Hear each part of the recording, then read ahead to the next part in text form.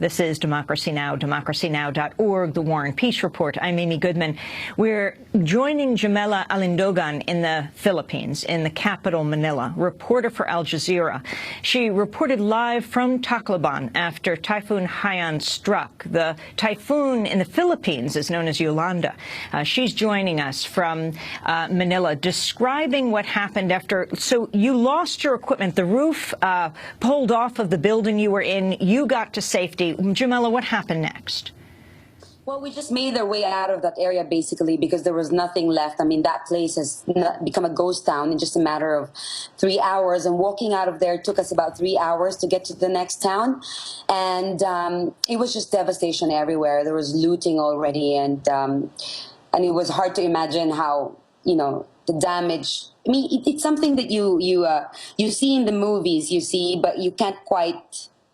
It's very overwhelming to see it in reality. You don't think that it was possible, and with in just a short span of time to see that an entire province, actually a very historical area of central Philippines, has been destroyed just like that. And we went around with the governor of Leyte and went to a hospital which was working under really awful conditions, with no electricity, no clean water, and doctors who have been working over 24 hours on injured that are being brought in, and people just basically dying in the dark with not enough medicines. So, I mean, these are just one of the examples, one of the few establishments, in fact, that were operating still even after the typhoon.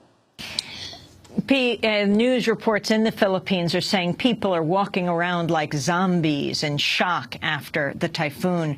Jamela, we're also joined by Marie Madamba Nunez, a spokesperson for Oxfam in the Philippines. She's also made it back to Manila, but has been traveling through some of these devastated areas. Marie, welcome to Democracy Now! Describe what you have seen. Oh, hi. I've not actually been to the areas myself, but our teams have been.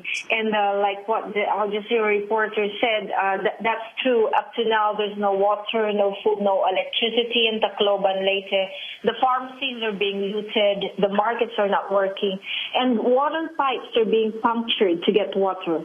One mother we have interviewed has said that they've never seen anything like this. They thought it's just small waves, but seeing like waves 2 stories high, and they refer to this not as a storm surge. The way they refer to this is like a tsunami, and so this has wiped out all of their belongings, and up to now they've been walking the streets and looking for food and water.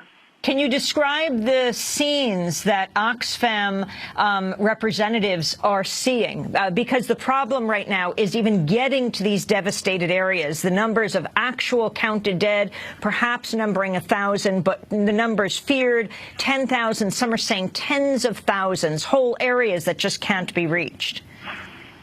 Yes. Like the other humanitarian teams, it remains to be a challenge. I mean, accessing these areas. Yeah, that's true. The number of feared dead numbers from 1,000 to 10,000. Right now, 9.5 million families are already affected, and that's like double from the estimates of yesterday. That's 10%. That's almost 10% of the population of the whole country, and 600,000 persons are now in evacuation centers. So these are internally displaced people with no food, no water, and not even government. This is really overwhelming humanitarian capacities, both local and national capacities, in terms of delivering the life-saving goods that needs to get to the affected area. What needs to get there the most, Marie? It's food, water, shelter.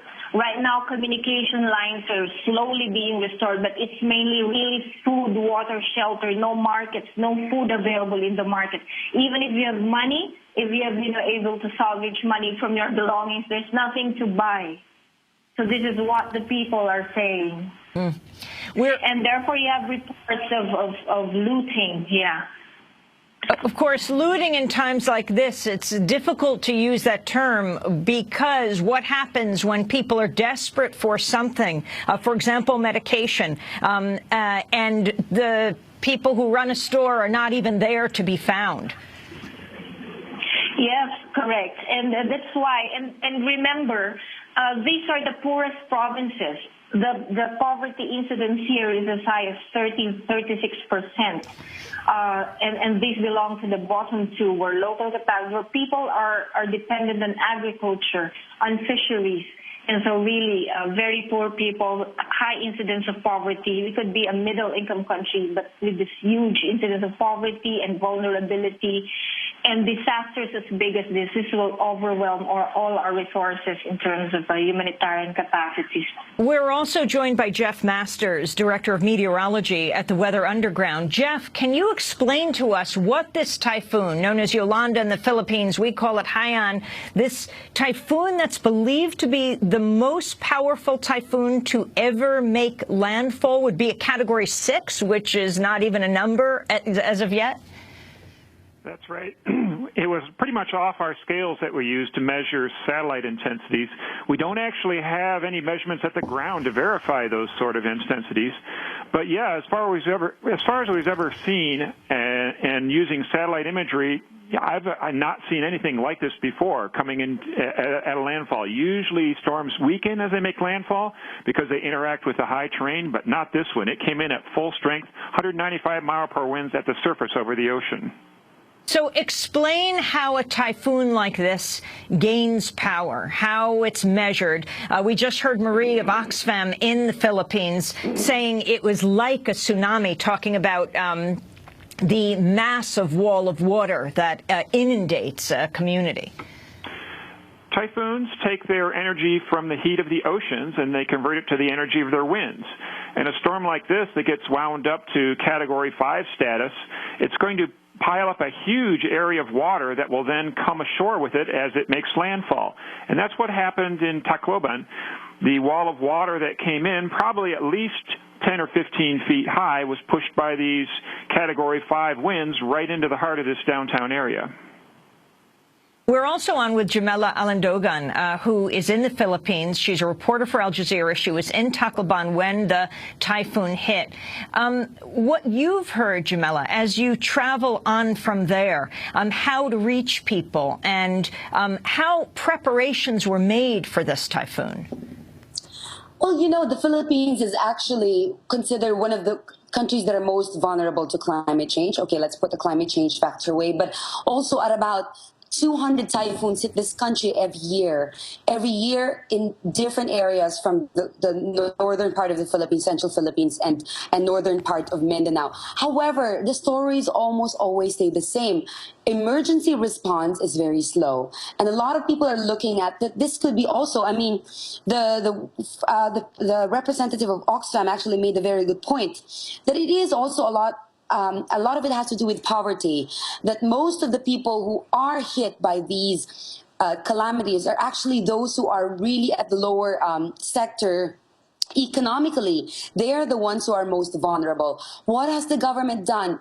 With all the typhoons and all the devastations and all the natural disasters that has hit this country, it seems as if the ability to act and the ability to respond is still very much slow. When I was already in Tacloban, in fact, and I stayed 2 days there trying to find a way to keep in touch and get in touch with their channel and with my family, there were almost thousands of people basically looting every single establishment that is available there. They were looting food, they were looting motorbikes. I saw a guy who was looting an entire treadmill equipment on his back. And yet, overhead, you could see military choppers flying overhead. Nothing was done. There was really anarchy in the streets, you see. And yes, this is a very, very, very devastating. This might be in terms of whatever scale is in fact out of the ordinary. But at the end of the day, you have to look at how the government has responded. They have been given days to prepare, and yet they said that they had their supplies ready. And where were these supplies, you know? In fact, and why did the military not do anything to stop the looting? Let's just say that the looting was, in fact, of the food was in fact a given. I mean, nobody was there to take the food anyway, and people were hungry. But you know, there was actually violence that was starting already. In fact, a lot of residents who were stayed in their houses have come to us really worried about their own safety. A lot of houses have been ransacked and looted, and their homes have been attacked by my men who are really just desperate to get whatever that they can get their hands on. And at the end of the day, what is important really is to have emergency response, to look at not just providing the immediate needs, but also to ensure that the lives of those who may have survived is secured. I mean, the Interior Secretary was there days before. The Secretary of Defense, we were all in the same hotel. And it seems as if you ask them, they seem to be taken aback by this disaster. And yet they have been warned. They've been called a super typhoon. In fact, this is actually a lot very similar to Typhoon Bofa that hit northern Philippines. Over 1,000 people have died and thousands more have gone missing. Millions more, in fact, have lost their homes. The numbers may have changed, the names of the disasters may have changed, but the outcome and the stories of these people is still the same. When the disaster strikes, they are on their own. And unfortunately, it seems as if the Philippine government is always really very close and very slow in terms of responding to the needs of the people who have been affected on the ground. Jeff Masters, what is the relationship between typhoons and climate change, global warming? Is that the storm surge that this storm pushed ashore would have been lower had there not been climate change. Global sea levels risen by about 7.5 inches over the past 110 years. So 5-8%, something like that, of the storm surge from this typhoon is due to global warming. The other thing we can say is that these sorts of high-end Category 5 storms are likely to be more common by the end of the century, simply because with a warmer ocean, you've got more of a heat source for these sorts of storms. Now, we don't know about the other factors that go into making typhoons. They're very fussy creations. You have to have a bunch of things just right to get a perfect storm like this. The upper-level winds have to be in the right position. You can't have too much shearing force on the storm. And we're not really sure how those factors are going to play out in a future climate. But all things equal, hotter ocean gives you more potential for stronger storms. Can you talk about how this, Jeff, compares to last year, to Typhoon Bofa? We were at the Climate Change Summit in Doha when this devastating typhoon hit last year, considered one of the strongest. Yeah, they've gotten 3 Category 5 storms in the last 3 or 4 years now in the Philippines. And Bofa was another of these Category 5s that came ashore. And in this case, the storm's heavy rains were what caused most of the destruction, and that's usually the case in the Philippines because it's very mountainous. There's a lot of deforestation there, so when it rains heavily, you tend to get a lot of runoff and flooding. But with the new storm, Yolanda, it moved relatively quickly, so it didn't dump quite the heavy rains that Bofa did. And unfortunately, the winds were much stronger than Bofa, and it piled up this massive storm surge and caused a lot of wind damage as well. Last year, when Bofa hit, Nadurev Sanyo, known as Yeb Sanyo, the Philippines' chief climate change commissioner, head of the Philippines climate delegation at COP19 here in Warsaw and last year in Doha, we were able to speak to him. And we spoke to him just after he'd given a very emotional address talking about the devastation in his country. An important backdrop for my delegation is the profound impacts of climate change that we are already confronting. And as we sit here every single hour, even as we vacillate and procrastinate here, we are suffering. There is massive and widespread devastation back at home. Hundreds of thousands of people have been rendered homeless, and the ordeal is far from over. Madam Chair, we have never had a typhoon like Bofa, which has wreaked havoc in a part of the country that has never seen a storm like this in half a century. And heartbreaking tragedies like this is not unique to the Philippines, because the whole world, especially developing countries struggling to address poverty and achieve social and human development, confront these same realities. Finally, Madam Chair, I speak on behalf of 100 million Filipinos, a quarter of a million of whom are eking out a living here in Qatar. And I'm making an urgent appeal, not as a negotiator, not as a leader of my delegation, but as a Filipino. I appeal to the whole world. I appeal to the leaders from all over the world to open our eyes to the stark reality that we face. I appeal to ministers. The outcome of our work is not about what our political masters want. It is about what is demanded of us by 7 billion people. I appeal to all, please, no more delays, no more excuses. Please let Doha be remembered as the place where we found the political will to turn things around. And let 2012 be remembered as the year the world found the courage to do so, to find the courage to take responsibility for the future we want. I ask of all of us here, if not us, then who? If not now, then when? If not here, then where? Thank you, Madam Chair. That was Yeb Sanyo, the Philippines Climate Change Commissioner, head of the Philippines Climate Delegation. He was speaking last year at COP18 at the Climate Change Summit in Doha. You can go to our website to see our extended interview with him after. This was after Typhoon Bopa hit. Now we're dealing with Yolanda, or we're calling in the West Typhoon Haiyan. Jeff Masters, it looks like the Philippines is also possibly going to be hit by a tropical depression, Zoraida. What does that mean? That means they're going to have trouble with the relief efforts. It's going to slow down the airlift into the affected areas. It possibly will cause some minor flooding. It doesn't look like this is going to be a catastrophic sort of rainfall event, but heavy rains, 3 to 6 inches over a lot of the typhoon-devastated areas is very unwelcome news. And the frequency of these typhoons that you're talking about, 3 level 5s in the last year, what causes this? And what, for you, Jeff, as you follow these storms and these patterns, is the significance of this meeting taking place in Warsaw, the COP19? We're going to be there next week. We hope to get Yeb Sanyo on today, but the opening has been delayed of the conference, so he cannot join us at this moment.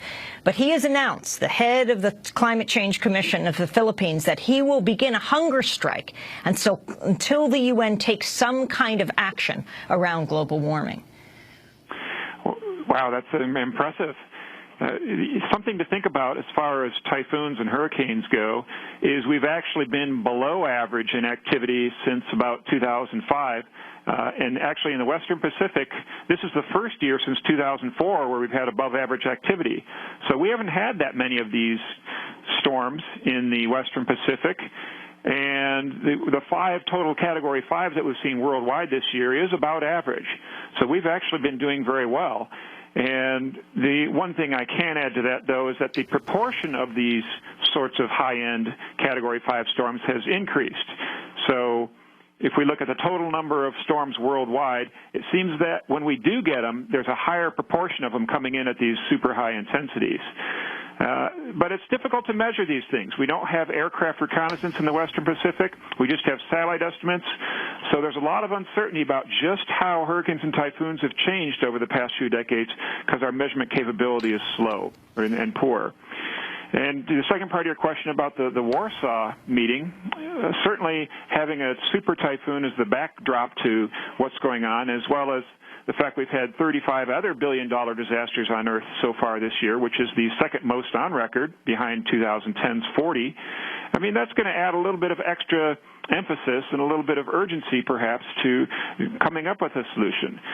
So I'm hopeful that the Warsaw meetings will be productive, but the real big meeting we have to worry about is in Paris in 2015. That's when we're looking at trying to get a real climate agreement hammered out that will have some teeth. I want to thank you all for being with us. Jeff Masters joining us from Weather Underground, the Director of Meteorology at Weather Underground. I also want to thank our guests who've just joined us from the Philippines. Marie Madamba Nunez, spokesperson for Oxfam in Manila in the Philippines. And also very much thank you to Jamela Alindogan, reporter for Al Jazeera in the Philippines, reported live from Tacloban after Typhoon Haiyan.